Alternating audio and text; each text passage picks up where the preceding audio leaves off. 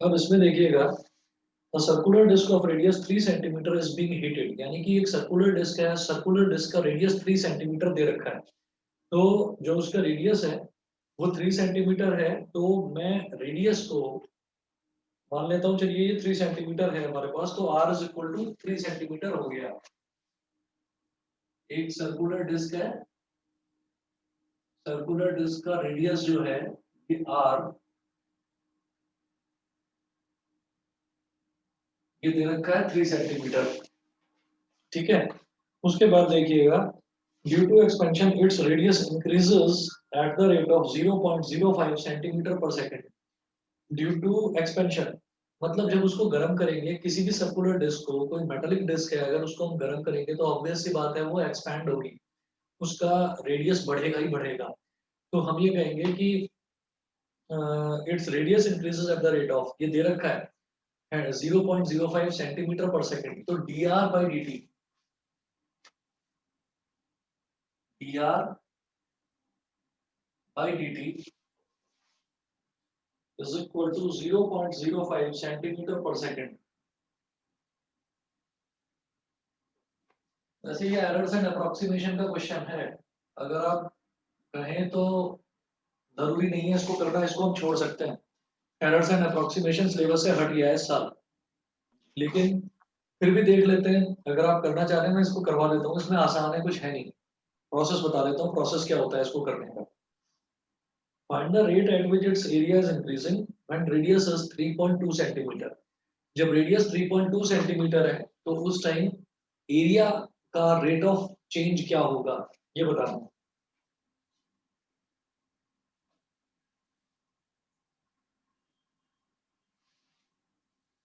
तो देखिएगा,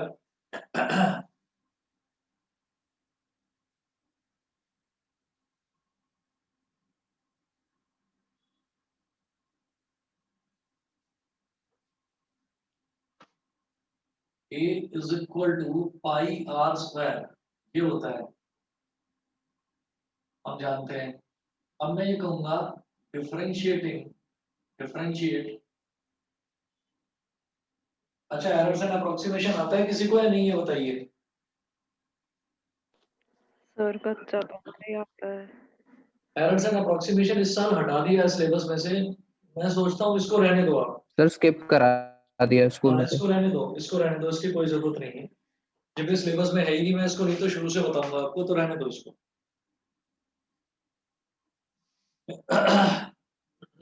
ये रहने दीजिए।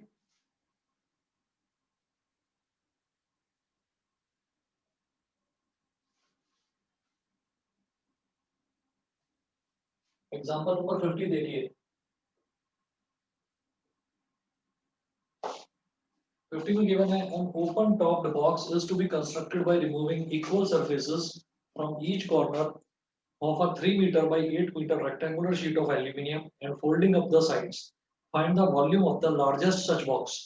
Find the volume of the largest such box. तो इसमें क्या होता है कि जैसे हमसे इन्होंने ये बोला कि हमको एक बॉक्स बनाना है, एक रेक्टेंगुलर शीट दे रखी है।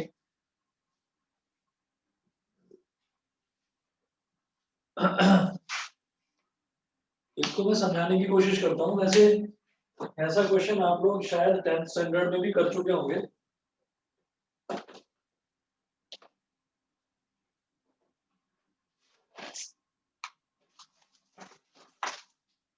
बस 1 मिनट वेट करिए, मैं बताता हूँ कैसे करना है।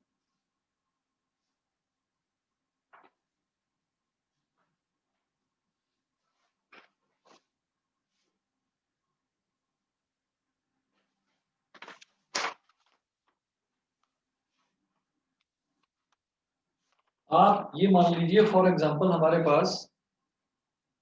पास ये एक रेक्टेंगुलर शीट ऑफ पेपर है, ये हमारे पास पेपर। अब मैं इसको क्या कर रहा हूँ, इसके कॉर्नर से मैं स्क्वायर्स रिमूव कर रहा हूँ। आप ये सोचिएगा कि इधर वाला एक कॉर्नर है, यहां से मैंने एक स्क्वायर रिमूव कर दिया।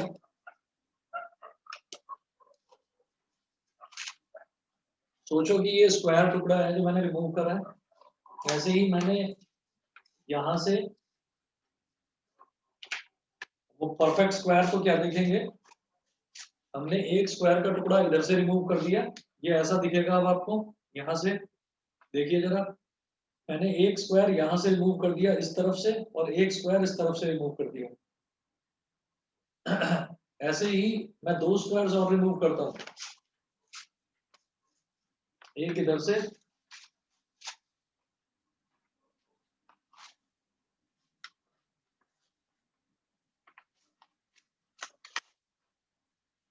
ये समझ में नहीं आ रहा, आप लोग समझ कैसे पा रहे होंगे, आज नेटवर्क थोड़ा गड़बड़ चल रहा है। देखिए अब ये पीस ऑफ पेपर इस तरह का बन गया। अब इसको मैंने यहां से ऐसे फोल्ड किया, ऐसे, ठीक है, यहां से ऐसे फोल्ड किया, ऐसे, यहां से ऐसे फोल्ड किया, और यहां से ऐसे फोल्ड किया। तो जब मैं इसको चार जगह से फोल्ड कर रहा हूं, तो आप ये देखिएगा कि थोड़ी देर बाद दिखाई देगा जो मैं दिखाना चाह रहा हूँ। ये ऐसे एक बॉक्स बन गया। वन हाँ, साइडेड। ये एक ओपन बॉक्स बन गया, ठीक है, इस तरीके का, देखना जरा। यस सर, आ गया समझ। यस सर, समझ गए। हाँ, आपको क्या लग रहा है कि मैं रुका हुआ हूँ यहाँ पर, या मैं इतना स्लो हूँ? ये नेटवर्क की वजह से ही हो रहा है ऐसा। ये एक बॉक्स बन गया, अब आपको दिखाई दे रहा होगा ये बॉक्स।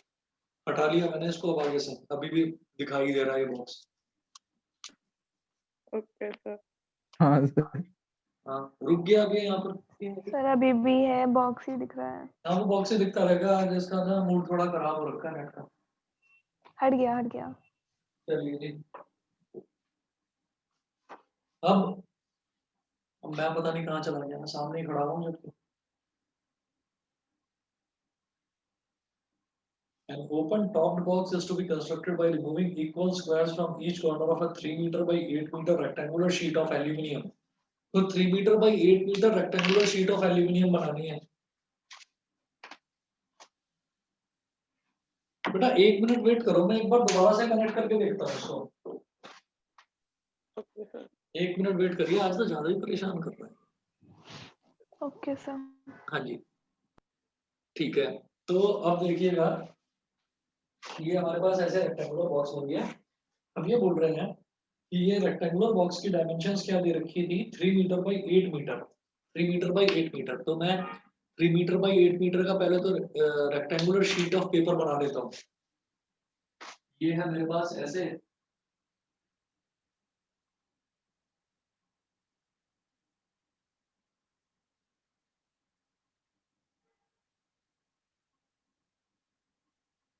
इधर है 8 मीटर,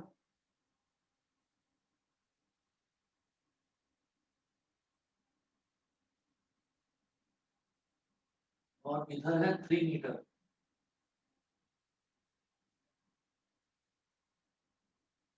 8 मीटर और 3 मीटर, ये हो गया। फिर उसके बाद हमने क्या करा,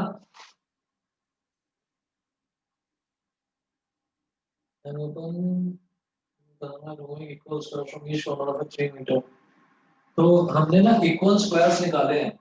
तो स्क्वायर मतलब जिसकी लेंथ और ब्रेथ दोनों सेम होती है, तो ये भी एक्स, ये भी एक्स, ये भी एक्स, और ये भी एक्स, ये भी एक्स, ये भी एक्स। ऐसे ही यहाँ पर भी एक स्क्वायर बनाओ, ये भी एक्स और ये भी एक्स, ठीक है। तो अब ये बोल रहे हैं find the volume of the largest such box. तो मुझे वॉल्यूम बताना है ऐसे बॉक्स का, ऐसे बॉक्स का वॉल्यूम बताना है। और volume of the largest such box का मतलब क्या है, ये वॉल्यूम मेरे को ना लार्जेस्ट बतानी है, यानी कि मैक्सिमाइज करना है मेरे को वॉल्यूम को। तो वॉल्यूम को जो मैक्सिमाइज करेंगे किस तरीके से करेंगे, पहले तो मैं इससे बॉक्स बना लेता हूँ। तो आप बॉक्स देखिएगा, बॉक्स कैसा बनेगा, ऐसा। इसके नीचे बनाकर दिखाते हैं।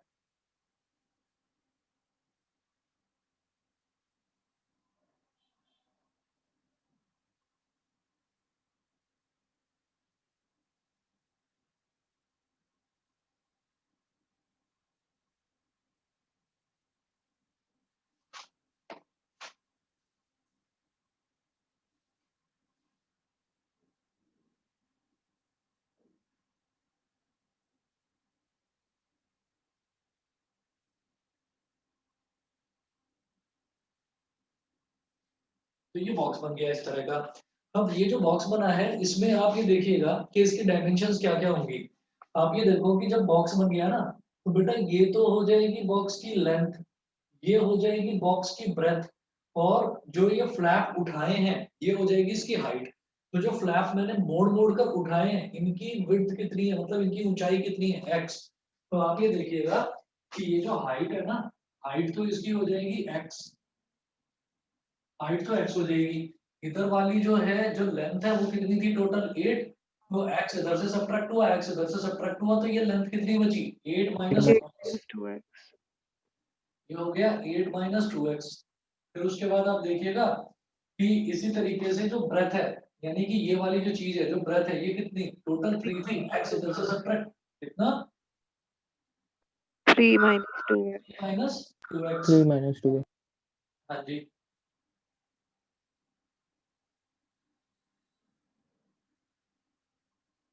ये हो गया 3 माइनस 2x। तो अब आप ये देखिएगा कि मेरे पास क्या क्या आ गया। देयरफॉर डायमेंशंस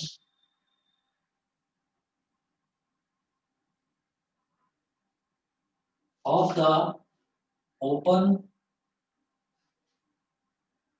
रेक्टेंगुलर का, रेक्टेंगल का जब बॉक्स बन जाता है, यानी कि रेक्टेंगल का जब 3 डायमेंशन में जब रेक्टेंगुलर बॉक्स बनता है तो उसको हम क्या बोलते हैं, वो क्यूबॉइड बन जाती है फिगर। तो मैं बोलूंगा dimensions of the open cuboidal box, dimensions of the open क्यूयूबीओआईडीएल cuboidal box, इसकी डायमेंशंस क्या क्या हो जाएंगी बेटा, लेंथ हो जाएगी 8 माइनस 2x, ब्रेथ हो जाएगी 3 माइनस 2x, और हाइट हो जाएगी x। बताइए जी, इतना क्लियर है सभी को? Yes, sir, clear. Sir. ठीक है। अब इसके बाद आपको इसकी वॉल्यूम निकालनी है। वॉल्यूम देखते हैं जरा। तो वॉल्यूम क्या हो जाएगी, length into breadth into height. ठीक है, वॉल्यूम देखते हैं जी, चलिए।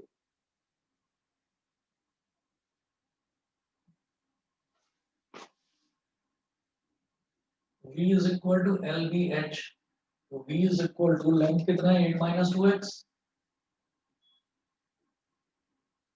ब्रेथ कितना है 3 माइनस 2x, और हाइट कितना है x। मल्टीप्लाई कर दीजिए इसको।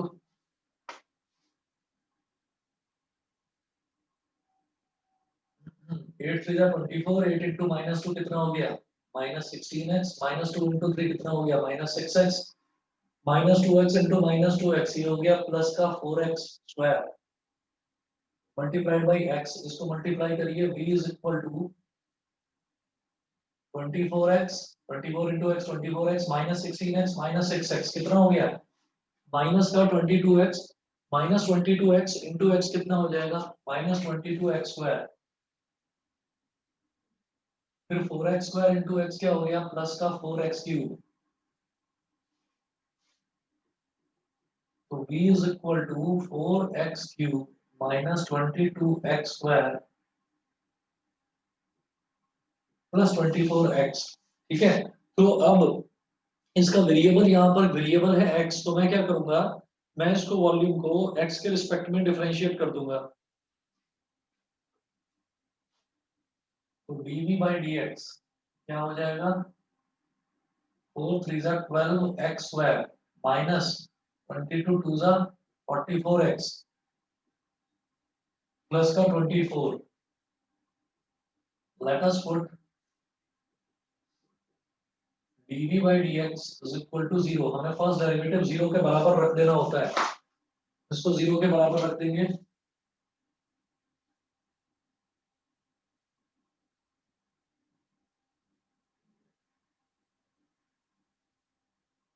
ठीक है,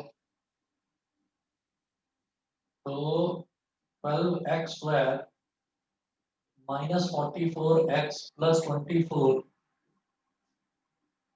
इज इक्वल टू 0। 12 44 और 44 ये तीनों वैल्यूज किसके टेबल में आते हैं, 6k में तो नहीं आएगा, 12k में भी नहीं आएगा, 4k में आ रहा है। तो 4 आप कॉमन निकाल लीजिए, तो यहाँ क्या बचेगा 3x square minus 11x plus 6 is equal to 0। 4 इधर चला गया, 0/4 ये 0 हो गया। अब 3 into 6 कितना हो जाएगा 18। अब इसके अगर मैं मिड टर्म स्प्लिटिंग करने लगूं तो क्या हो जाएगी मिड टर्म स्प्लिटिंग, 18 है ना, 9 2 जा 18।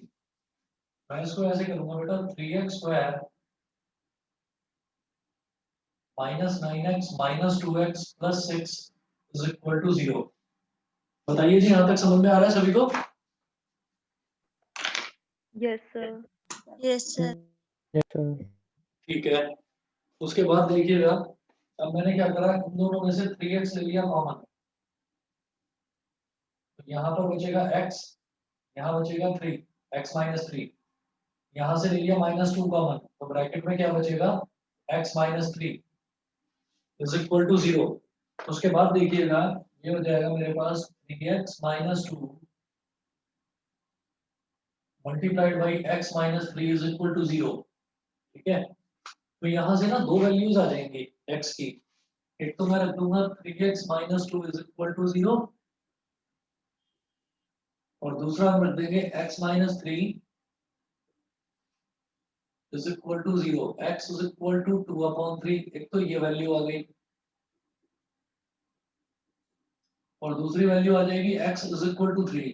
अब x इज इक्वल टू 3 तो पॉसिबल नहीं है, उसका रीजन देख लीजिए क्या है। x is equal to 3 possible क्यों नहीं है? उसका रीजन ये है कि अगर मैं x को 3 रख दूंगा तो ये भी 3 और ये भी 3, तो कितना हो जाएगा 3 और 3 कितना हो जाएगा, ये हो जाएगा हमारे पास 6। तो ये वाली जो बीच वाली जो लेंथ है, जब ये टोटल लेंथ ही 3 मीटर है, तो ये x भी 3 हो जाए और ये x भी 3 हो जाए, ये तो पॉसिबल ही नहीं है। मेरी बात समझ में आ रही है? Yes, sir. है ना? तो x इज इक्वल टू 3 पर तो आप सीधा सीधा लिख देंगे नॉट पॉसिबल।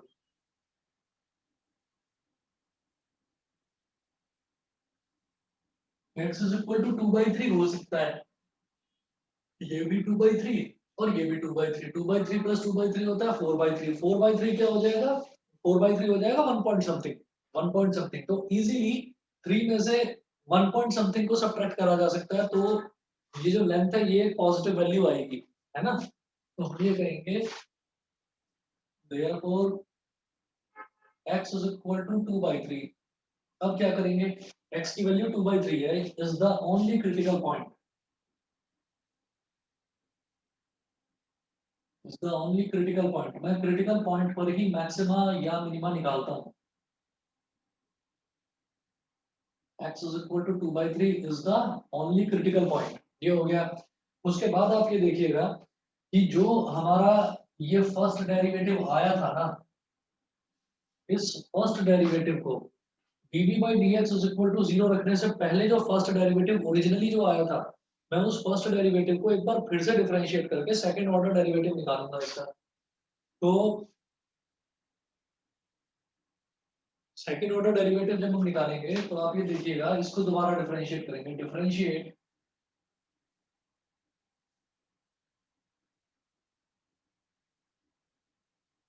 इक्वेशन 1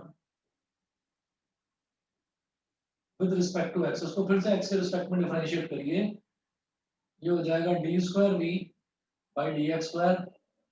तो अब जब इसको डिफरेंशिएट करेंगे तो ये हो जाएगा मेरे पास 12 2 जा 24x और माइनस 44, और डबल डेरिवेटिव मैं निकालूंगा क्रिटिकल पॉइंट पर, तो d square v by d x square at x is equal to 2/3,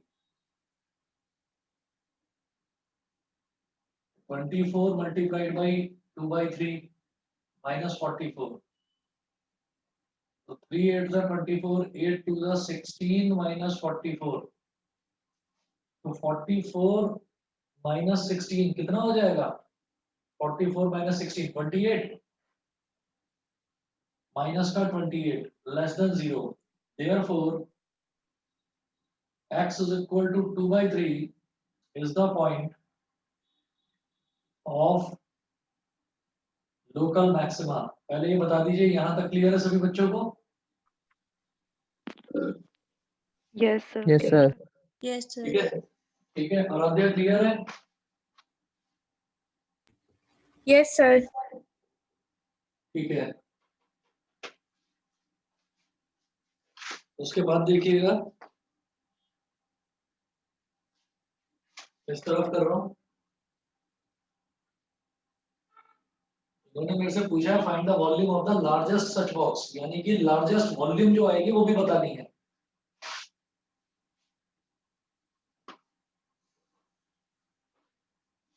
find the volume of the largest such box, तो इसकी जो वॉल्यूम है वो हो जाएगी therefore largest volume will be V is equal to, originally volume देखिए, originally volume था क्या, dv by dx निकालने से पहले जो वॉल्यूम था वो हमारे पास क्या था, 4x cube minus 22x square plus 24x,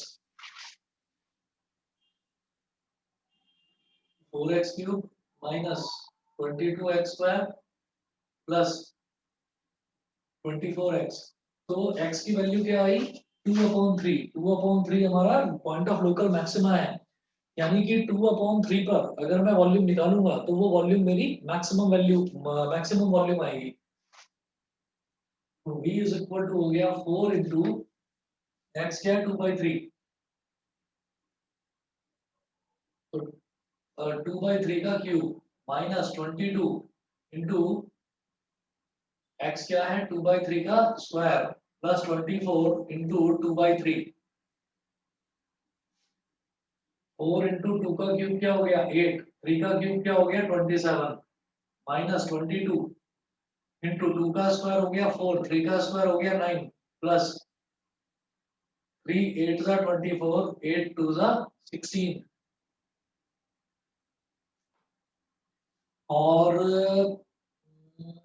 और इसमें कोई वैल्यू कटने वाली तो नहीं है, तो फिर सीधा सीधा करिए 4 8 जा 32/27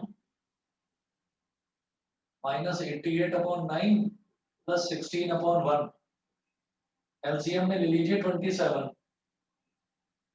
ऊपर आ गया 32, 9 3 जा 27, 3 8 जा 24, 3 8 जा 24 और 2 26, 127 जा 16 into 27, 16 7 जा 112, 11 कैरी आ गया, 16 2 जा 32 और 11, 32 और 11 हो गया 43, 432 प्लस 32, 432 प्लस 32 कितना हो गया 464 माइनस 264/27, ये हो गया 200/27 सेंटीमीटर क्यूब।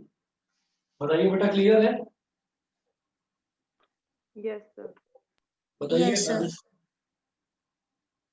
अदिति गोयल, अदिति बजाज, दोनों बताओ क्लियर है, हाँ सर। Clear है। ठीक है, आकृति, Yes, sir. Clear है। मयंक, मुस्कान, शिवांगी, यस सर। ठीक है, यस सर। ठीक है जी।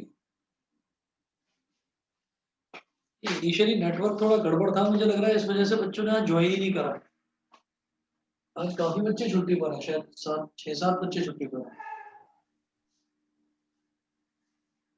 चलिए जी, एग्जांपल नंबर 51 देखिए, manufacturer can sell x items at a price of ₹5 minus x upon 100 each. एक मैन्युफैक्चरर जो है वो एक्स आइटम्स बेचता है और at a price of ₹5 minus x upon 100 each, मतलब वो एक्स आइटम्स बेचता है और एक आइटम का जो प्राइस है वो है 5 माइनस एक्स अपॉन 100, एक आइटम का प्राइस ये है 5 minus x upon 100, the cost price of x items is ₹x upon 5 plus 500, the cost price of x items, ठीक है।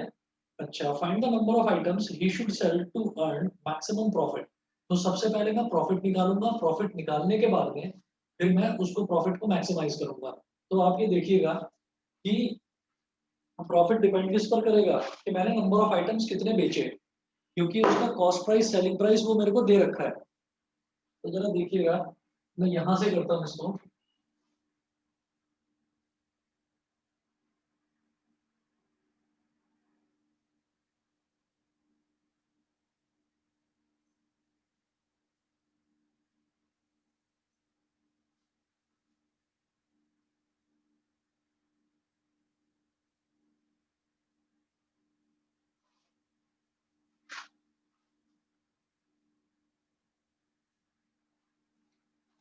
Manufacturer can sell X items at a price of rupees 5 minus X upon 100 each.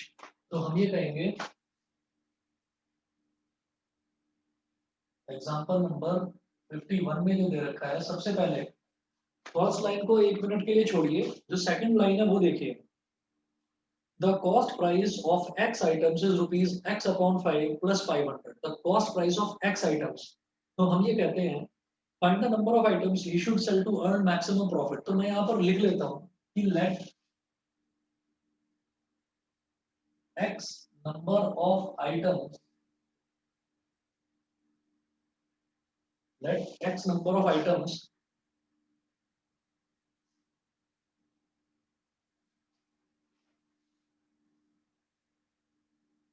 should be sold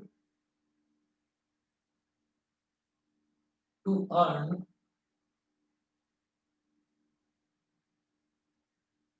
let X number of items should be sold to earn maximum profit. Let X number of items should be sold to earn maximum profit. सबसे पहले तो ये हो गया maximum profit earn करने के लिए हमने माना कि मैन्युफैक्चरर को X नंबर ऑफ आइटम्स ना बेचने पड़ेंगे, ठीक। उसके बाद देखिएगा, उसके बाद है the cost price of X items. जो X आइटम्स हैं उनका कॉस्ट प्राइस कितना दे रखा है, कॉस्ट प्राइस को सीपी लिख लेते हैं। Cost price of X items, X items का कॉस्ट प्राइस दे रखा है rupees X upon 5 plus 500, X upon 5 plus 500। ये कॉस्ट प्राइस दे रखा है मेरे को X आइटम्स का। इधर दिखाई नहीं दे रहा है, इसको नीचे लिख रहा हूं मैं।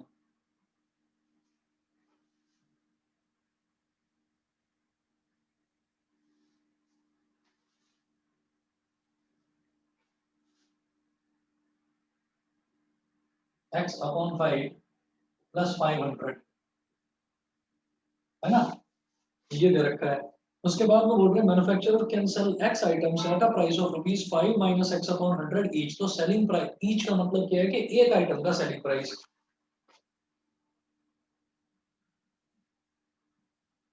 Selling price of one item, selling price of one item is equal to rupees 5 minus X upon 100. Rupees 5 minus, sorry, rupees 5 minus X upon 100.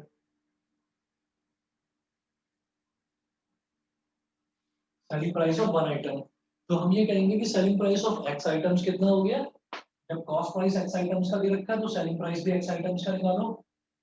Therefore, selling price of X items is equal to selling price of X items is equal to एक item का इतना तो X का कितना X into 5 minus X upon 100, X into 5 minus X upon 100 multiply करिए 5X minus X square upon 100। ये selling price आ गया X items का। मैं क्या करूंगा, X आइटम्स के लिए प्रॉफिट फंक्शन निकालूंगा, तो प्रॉफिट को मैं P बोल देता हूं।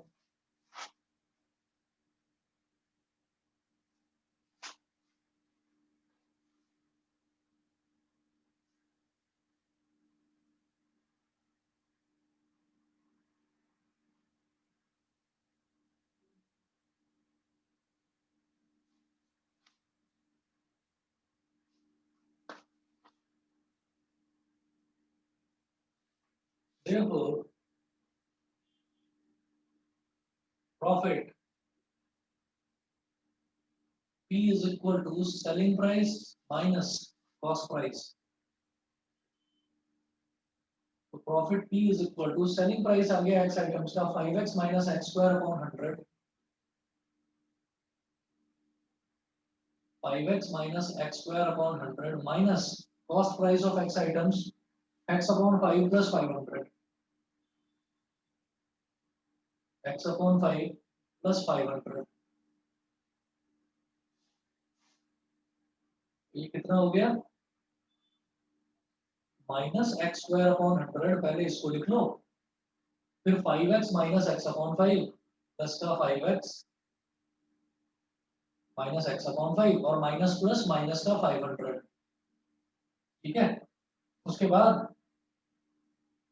p हो गया माइनस एक्स स्क्वायर अपॉन 100 और इन दोनों को आप कर लीजिए एलसीएम लेकर ऐड कर लो, 5 5 का 25, 25x माइनस 1x कितना हो गया, प्लस का 24x upon 5 minus 500,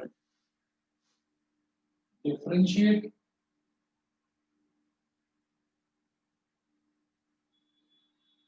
with respect to x, differentiate with respect to x, x के रिस्पेक्ट में डिफरेंशिएट करेंगे तो कितना आ जाएगा, dp by dx, dp by dx is equal to minus 2x upon 100, 100 तो कांस्टेंट है, एज इट इज रहेगा, x square का कितना हो जाएगा 2x और माइनस साइन वो भी एज इट इज रहेगा, प्लस x का डिफरेंशियल हो जाएगा 1 और 24 अपॉन 5 तो कांस्टेंट है, तो 24 अपॉन 5, फिर 500 तो अकेला है, इसका डिफरेंशियल हो जाएगा 0। Now put dp by dx is equal to 0, dp by dx को 0 के बराबर रख दीजिए, जब 0 के बराबर रखेंगे तो ये हो जाएगा minus 2x upon 100 plus 24 upon 5 is equal to 0। अब इसको इधर ले जाएंगे तो ये हो जाएगा minus 2x upon 100 is equal to minus 24 upon 5। अब माइनस से माइनस कैंसिल आउट हो गया, 2 12 जा 24, 5 1 जा 5, 5 20 जा 100, तो x upon 20 is equal to 12 upon 1।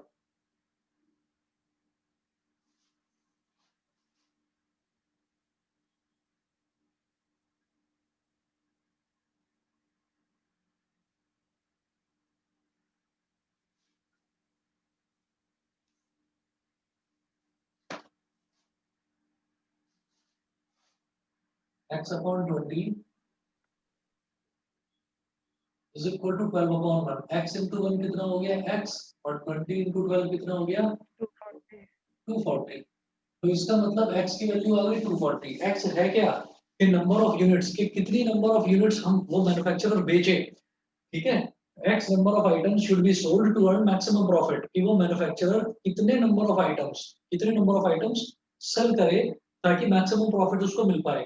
तो आप ये देखिएगा कि dp by dx जो है इसकी वैल्यू ये आ गई minus 2x upon 100 plus 24 upon 5।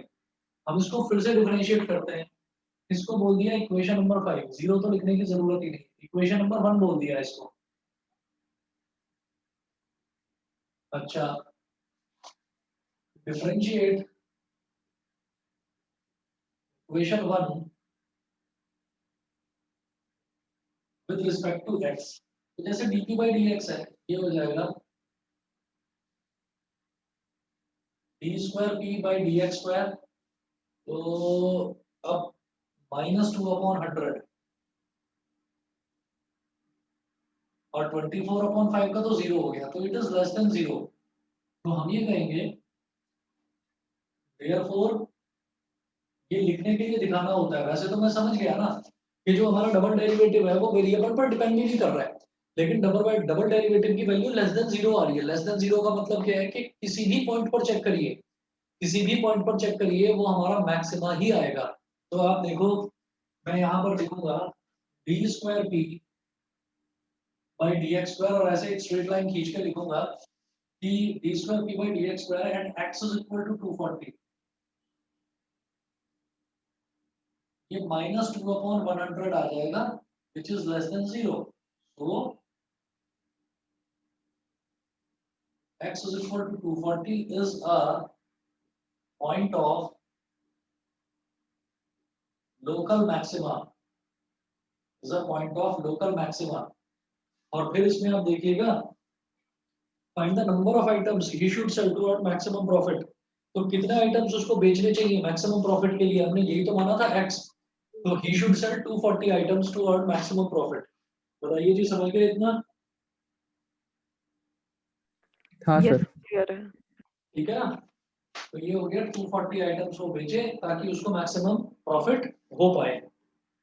वो अगर आपसे ये पूछते कि मैक्सिमम प्रॉफिट भी बता दीजिए कि मैक्सिमम प्रॉफिट कितना है, तो जो आपने प्रॉफिट फंक्शन निकाला था ना, ये वाला, ये जो प्रॉफिट फंक्शन निकाला था, आपको इसमें x की जगह 240 डाल देना था बस, और कुछ नहीं करना। ठीक है जी, क्लियर है? तो आगे चलें। Yes, sir. Yes, sir. ठीक है, उसके बाद ये एग्जांपल नंबर 51 था। इसके बाद इसके क्वेश्चंस हैं, तो 24 क्वेश्चंस हैं बेटा, ये आप करिए। 24 क्वेश्चंस करिए, जो डाउट है मेरे से पूछना। ठीक है, और इसमें मैं आपको बता देता हूँ कौन कौन से क्वेश्चन नहीं करने हैं। तो अगर आप अभी बुक आपके पास है तो आप देखते जाइए। सबसे पहले using differentials find the approximate value of each of the following. Miscellaneous exercise का क्वेश्चन नंबर 1 काट दो, क्योंकि ये एरर्स एंड अप्रॉक्सीमेशन का है, वो सिलेबस में से हट चुका है, तो क्वेश्चन नंबर 1 काट दीजिए। दूसरा क्वेश्चन नंबर 2 करना है, वो ठीक है, सिलेबस में है। How fast is the area decreasing when the two equal sides are equal to the base. The two equal sides यानी कि dA by dt पूछ रहे हैं। The two equal sides of an with fixed area decreasing at the rate of कितना, how fast. ठीक है, ये हो जाएगा। ठीक है, rate of change of quantities का है। क्वेश्चन नंबर 2 भी करेंगे, 3 भी करेंगे, 4 भी करना है, 5 भी करना है, 6 भी करना है, 7 भी करना है, 8 भी करना है, 9 भी करना है, 10 भी करना है, 11 भी, 12 भी, 13 भी, 14 भी, 15 भी करना है, 16 भी करना है, 17 भी करना है, 18 भी करना है, 19 भी करना है, 20 भी करना है, 21 ये भी करोगे, 22 भी करोगे।